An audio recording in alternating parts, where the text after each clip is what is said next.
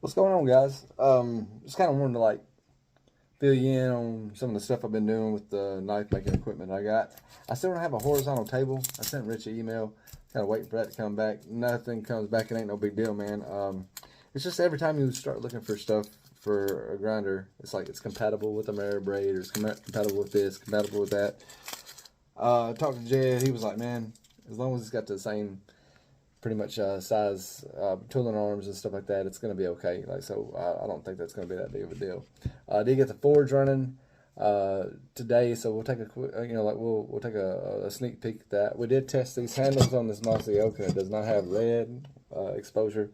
So just an update on that. I'm kind of glad because I don't know where the lead's at. It may be in the fixtures. I don't know. I have no idea, but I'm kind of glad because, man, this is a very comfortable handle. Like, it really is. Like, I know it's a cheap ass knife, but it's a comfortable handle. All right. So I convexed this knife right here, man. You know, I tried to do a hollow grind on both sides. I don't know what I did wrong, but I got a short grind on this side, and you can tell that it's higher back here than it is up here. And I figured this knife probably just be something I end up playing around with anyway, so I'm not really concerned about it. Just practice knife type thing, but it's almost like the Amygdala, you know. I mean, it's got the same exact handle as my Amygdala that I sent off for the choir boys competition, but now it's got a very convex tip. It's not done, you know. I hadn't. It's pretty close to center and it's flat, so that's good, but it's not perfect. It's not where I want it. I did kind of like the way it come out on this side a little bit better, which the edge is supposed to be like the last thing you worry about on a knife. I'm just out there screwing around, man. But I got it kind of sharp, a nice wide edge on there, you know. But this may even go to Dave in the future, just to let him see if he can fix it. You know, it might be some good practice for him. I don't know. But I can see how wide the edge is up here. And I did all this by hand without a jig. I mean, not the hollow grinds. I screwed it up with the jig. So the rest, everything else, it used to be a Tonto. I rounded it out just with by hand. Let's go to the tabletop. I'll show you. Yeah, we'll go to the tabletop, and I'll show you what's going on if I can. Okay. All right. So maybe, excuse my dirty hands too. I just come in like I really need to take a bath or shower. But I convex the tip, you know, and I was like, man, it'd be kind of cool to have a convex tip and then a nice thin slicey portion right here where the hollow grind is. And, you know, for that to be like nice and slicey. And I don't know what kind of edge I've actually got on it. I have not tried to cut anything with it. I didn't try to finalize the edge. Oh, yeah, it's sharper than I thought it was. But you'll see at this tip, that's not going to be the case. You see how thick behind? Like, it's going to be really thick behind the edge, but if you notice, it's not centered at the tip. You know, like, so I need a little bit more work on this side, and you can see where some grinding needs to happen right here. Man, I don't know. I'm kind of digging it, you know, like I really do. Like, I mean, I know it's all jacked up, but I kind of dig it, and it's weird. But anyway, that's where we stand on that. So I just kind of wanted to show you guys, because it used to be a Tonto. I had to round it out to complete it, but it'll be a little bit shorter than the Amygdala. I mean, it's maybe a 1/16 of an inch. So it won't be as tall as the Amygdala, but that's because I screwed the grinds up, you know, and I had to come off of one side in order to be able to get it back even. So it's pretty straight down, you know. I don't know if you'll be able to see that or not, but it's pretty, like, the center of the hollow grind is centered with the blade now, and that's important. I mean, with the blade in its entity. I did put a little bit of jimping on this one. Did that over Jed's house with the mill, and we're gonna make some handles out of it. So before we get to the forge, and we will get to the forge, we're just out there playing around. So Courtney's going to use these handles right here for I think maybe a mule team knife. You know, like a spyderco mule team knife or something. I don't know. She's gonna use those. So those are out of the question. Yeah, that's spalted tamarind. It's supposed to be really hard to work with. So look forward to it. But we got these scales. I believe these are spalted tamarind as well. It almost looks like I don't know, like an ebony, you know, or something like that. But we got these, and these will be brighter, you know, once you sand them up and stuff. It's kind of cool watching that wood transform. Got some green. I think this is burl maple, if I ain't mistaken. Yeah, well, maple burl is what they're calling it. So we got those.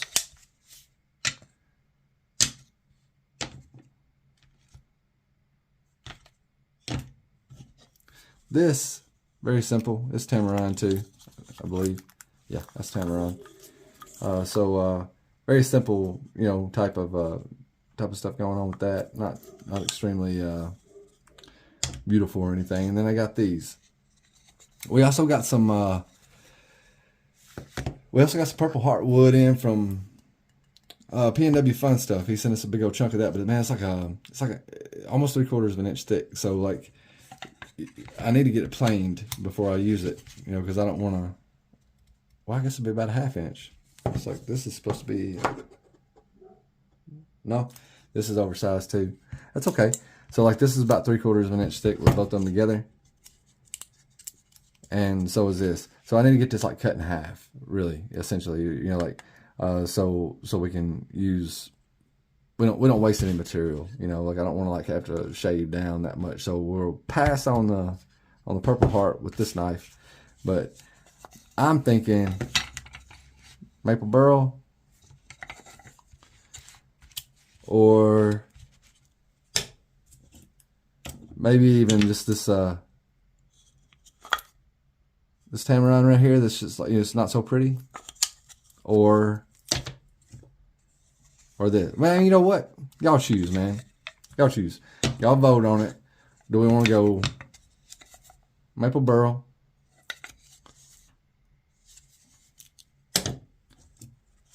tamarind? So this would be 1, 2. Call this set 3. It's also maple burl, but it's green. Or 4. Okay. All right, let's check out the forge, man. We'll the forge section today was the first day we fired it up. You know, it's a propane forge.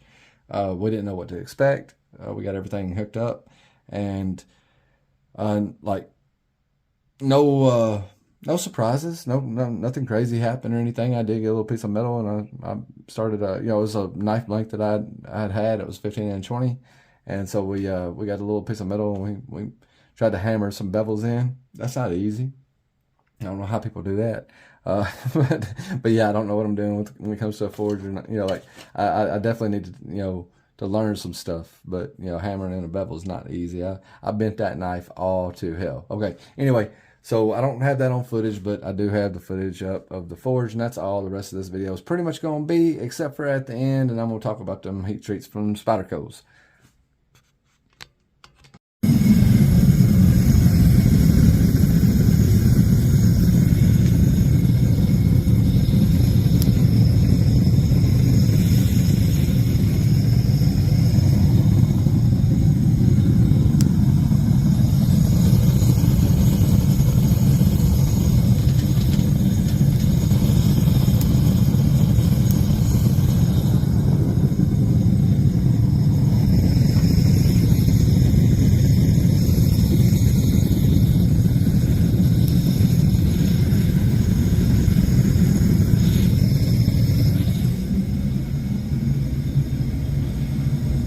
Cheap Harbor Freight hammers. Gonna do something with those. Have to reshape them and kind of get them where we want them. Got some Iswing hammers as well out in the truck. Cheap Harbor Freight 65-pound anvil and some tongs. We don't know what the hell we're doing. we don't have a clue, do we, Courtney? Not at all. I'm just backing up. I'm just, yeah. That thing is getting on a temp fast, son. That's all I know. That's all I know. Some air, electric, you know, coming through electric. There's a whole lot of fumes. There's a lot of fumes and no dragon's breath. And I've cut, you know, it's not running, it can't be running rich. But is it running too lean? I don't either. Listen, I don't need it more. Did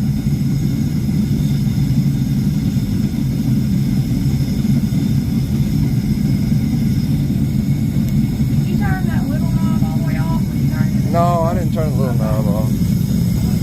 But I can open it.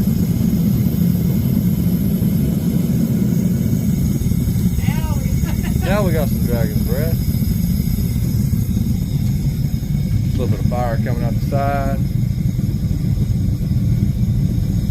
So a little bit more in a little bit, ain't it? Let's close it back up a little bit, alright? Son, we can make some nails or something now.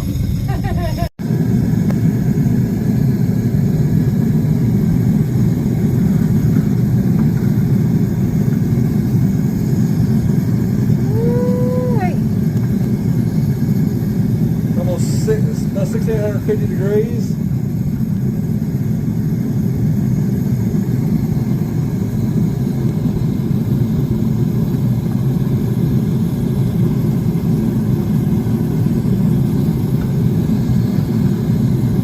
Hey, you want to go grab that zapper?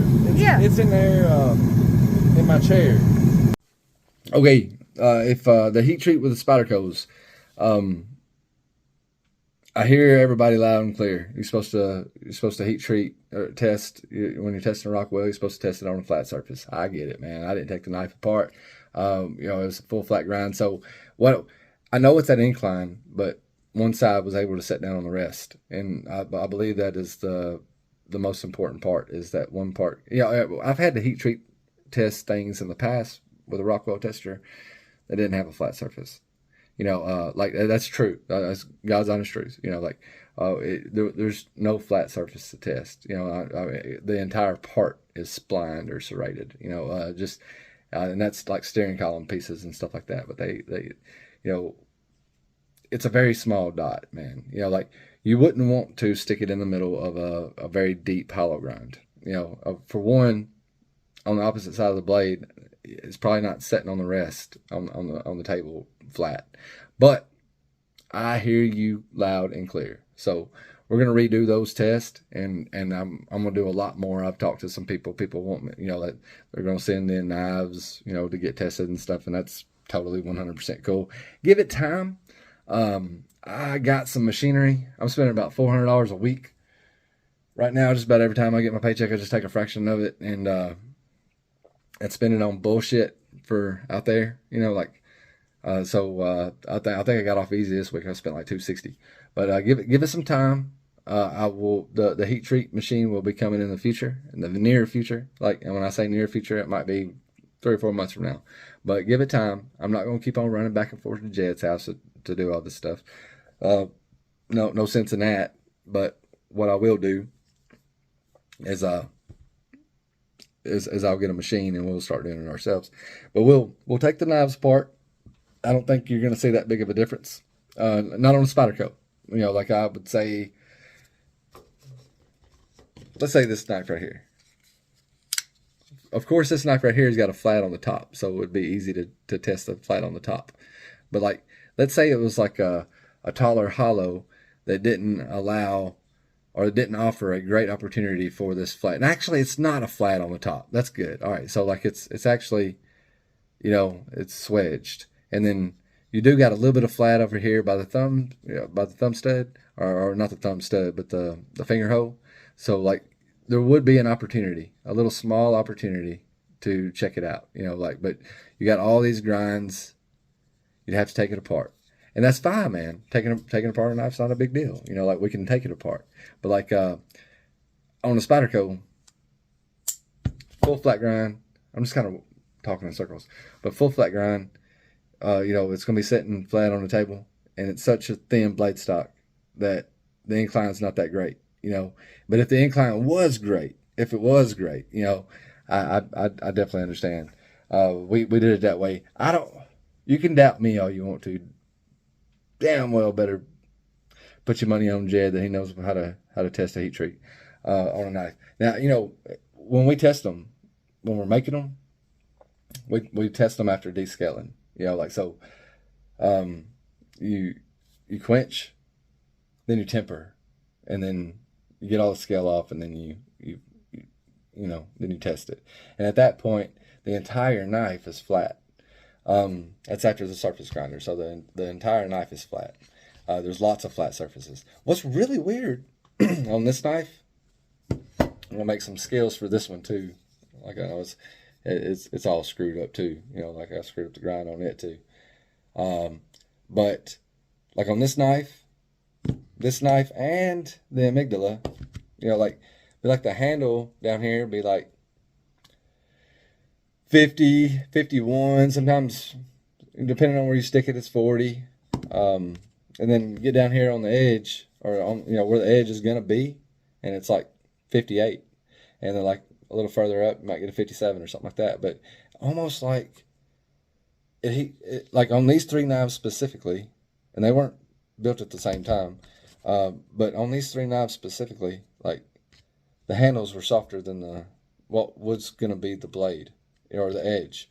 And what's interesting about that is, we do the grinds after they're heat treated. So there was just as big of an opportunity for the 40 or the 50 to be down in the handle material than it would be into the blade stock. And what I mean by blade stock, I mean like down here, where the edge is going to be, or even the spine. But like it just seems like maybe it's because when we load them in the heat treat oven, we're loading them like this, and we pull them out. We pull them out by the handle, and then we quench it. So there's a split second, from like this being deeper in the oven, like the tip of the knife it's deeper in the oven, and then when we pull it out, it's the latest part to cool off and the first part to go into the quench tank. That's several seconds. I mean, not several seconds, but several points different. Just in the quench. And then when you temper it, I'm just sticking them on a cookie sheet and stick them in the oven for however long. For like these were like 350 for 2 hours, like 3 cycles. I don't know, but anyway, I didn't go back and test the handle, after the tempering. I just or did we? I don't even remember, dude. But anyway, it's just kind of funny, like what's going to be the edge of the knife always ends up being the hardest part of the knife, which is a good thing. And when I say always, it just has been that for me in my very little experience that I've had so far. Anyway, let's check out the forge, man. You want to check out the forge? That portion of the video is coming up. Guys, have a great week. There's coyotes out there, I think, or some ankle biters, one or the other. Y'all have a good week, and I'll catch you on the flip side.